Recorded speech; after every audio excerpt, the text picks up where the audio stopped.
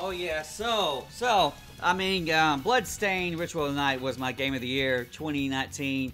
2 stars, way up in there. I mean, what do we do? No, we do Paws. Kitty's raising her paw up. She doesn't have a star. Brian has a little star, but it's a brown star. But he raises his paw up too.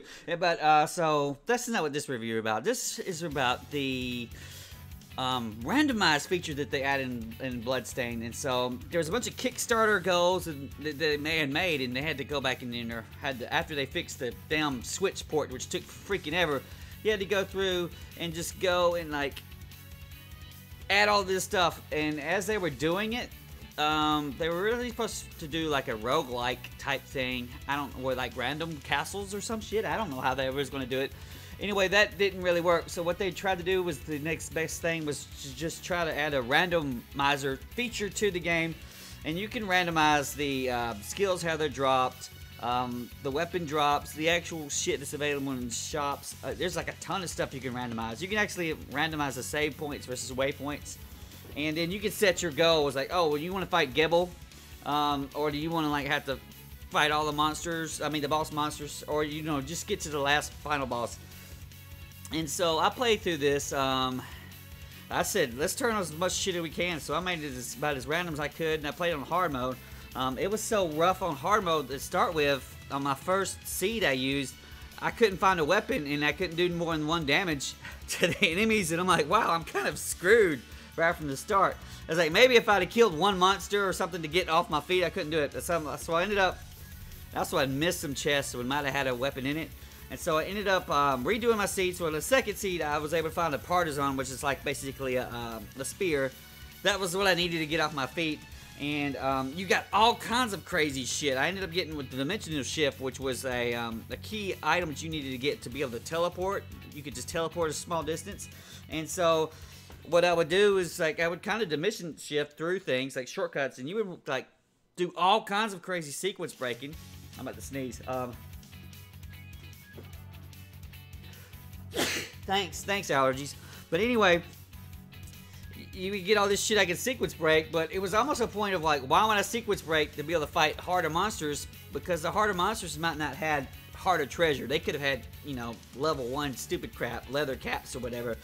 And so you're kind of like, you don't know what you're going to get. I ended up getting that dimension shift from a bird who's in the village, right near the starting area. And then later on, I got double jumps and shit, and I got freaking some pretty good weapons. I have the Zangetsu sword. A lot of people, that's a key item. You need that to slash the moon to actually get toward the end of the game. I got that as the 3rd weapon I got, and so I was doing good there. And you kind of need to play Blades. You need to play through it already regularly. And so this is definitely a replay feature because you're going to need to know what your key items are. Something like the Aegeus armor that makes you immune to spikes and stuff like that. You might not know that shit until, you know, you've done the game once or twice. And so you know what key items you're looking for.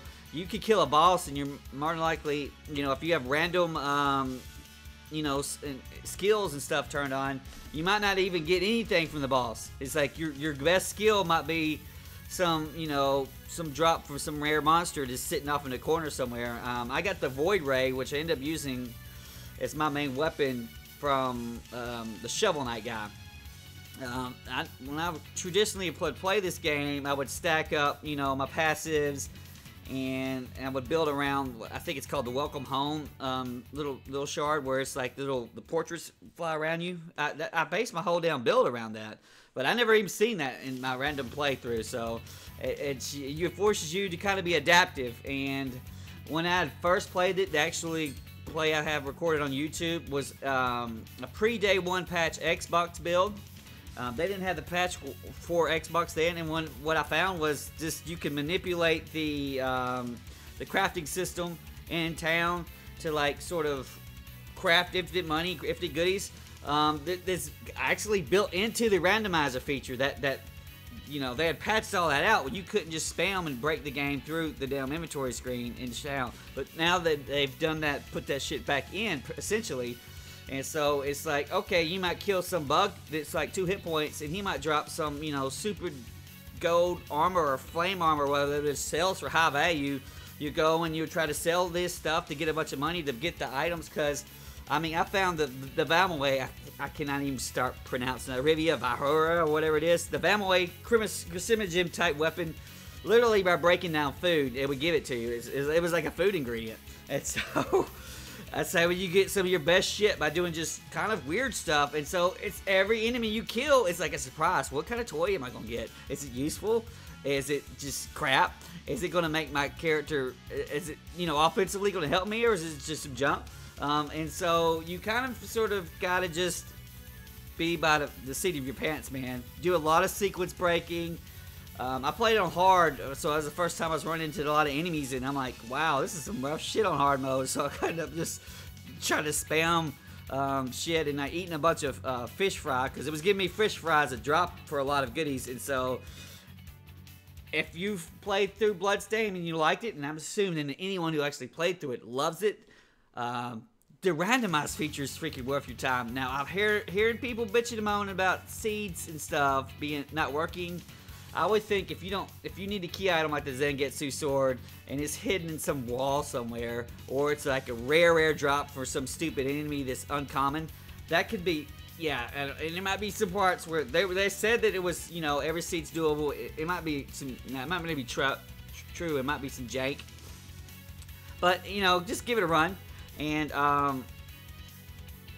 want this feature in more games, because it really puts in puts a whole lot of extra perspective. It like redoes the game, and you know, this is already a game with, you know, speed runs and all that other stuff. You know, it's built to be done multiple times, and this randomized shit just stacks a whole new layer on top. It's really good. There's some annoying shit where you might, like, I never found the shortcut thing that allows you to switch through skills and setups real easy on my random playthrough. So I ended up having to, every time I wanted to switch, you know, skills, I'd have to press start and go through and do it. But overall, it's pretty damn good. And there may be a rough patch where you're trying to find some shit that you need to find and it isn't dropping. Which monster is this? I don't know. One of them in the game. Go find them and kill everything. I guess it really leads to luck gear being pretty valuable. So we're going to go to 2 paws up, even though it's got some, there might be some flaws in it. You might have a bad run. Still 2 paws up. You don't know. Maybe the first enemy you kill drops some super badass skill you like, or it may drop stupid shit. Maybe drop a shortcake. But if you got this game, download this patch, give it a run. It actually came with Zetsugetsu as a playable character. I didn't even give a shit about that, but 2 paws up. Kitty loves Bloodstained. Brian loves the random shit. We got to get this going. Hell, I actually, when I got it done, you know, I wanted to do it again, and that's just the hallmark of something that's really working, really fun.